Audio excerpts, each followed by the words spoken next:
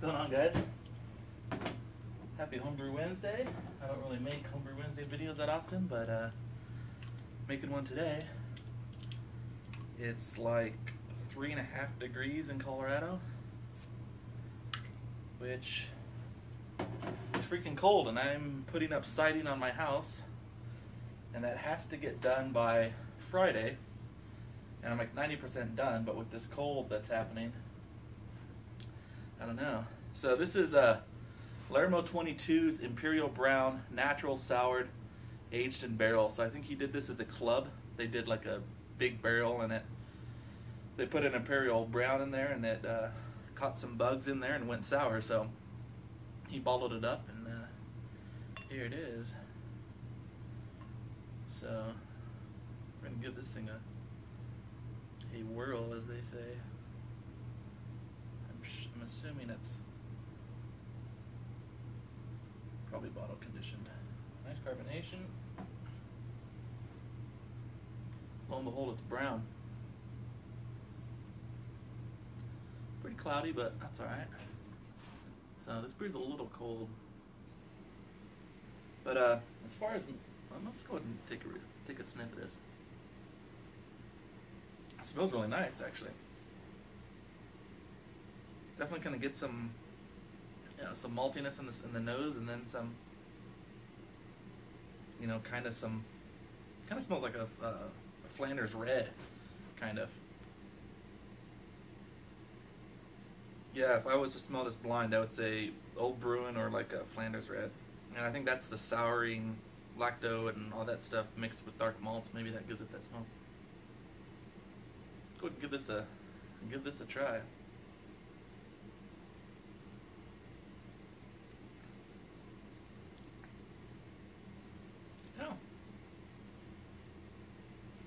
It's a mild sour.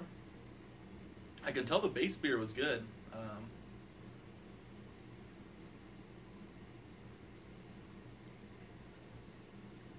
Yeah, it's a sourness that kind of hits you up front, like with the tartness up front, and then it does kind of fade away pretty fast into like and then the kind of the malt character takes over on the beer. I didn't see what the percentage on this beer was. Imperial Brown, I'm assuming it's quite a bit. I don't know if you put it on the cap. I'm assuming it's probably over 8%. Or around 8%.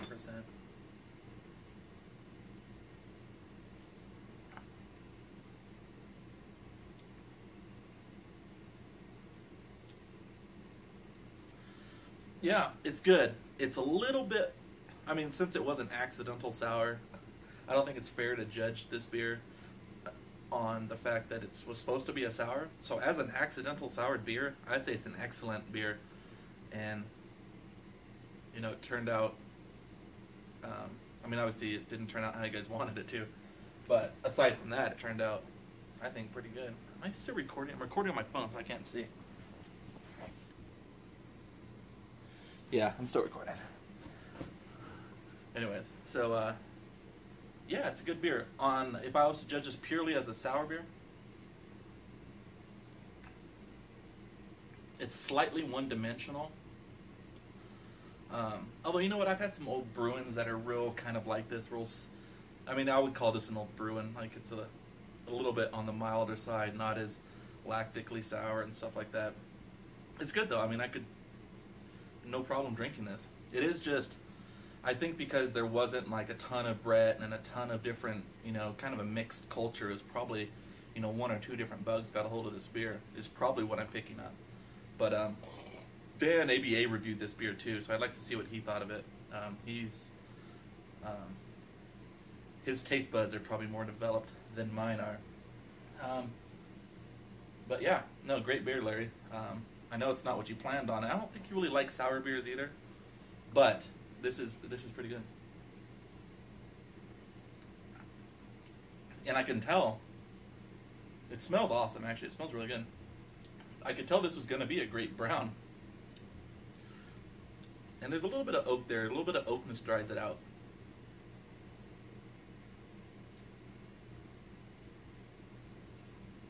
Yeah.